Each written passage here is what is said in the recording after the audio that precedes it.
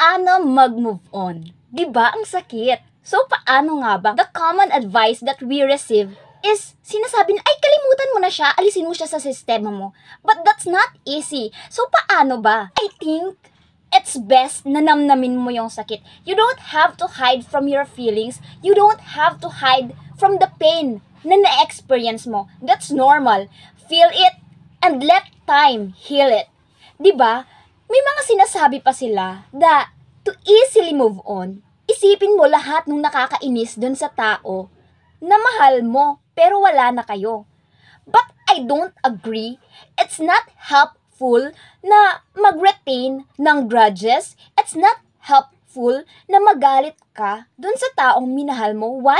Anger is not good for your heart. Anger is not good for your whole being. So for me, the best way is not to get mad, is not to intentionally forget him at an instant. You have to feel the pain. Damdamin mo hanggat sa kusang magsawa yung puso mo sa sakit na dinaramdam nito. Then, kilalanin mong muli yung sarili mo. Sino ka na ba ngayon? After ng broken version mo na yan, ano ka na? Then love yourself. Baka kasi mas minahal mo na siya kesa sa'yo. And that's not ideal. It's never good that you love somebody else more than the way that you love yourself.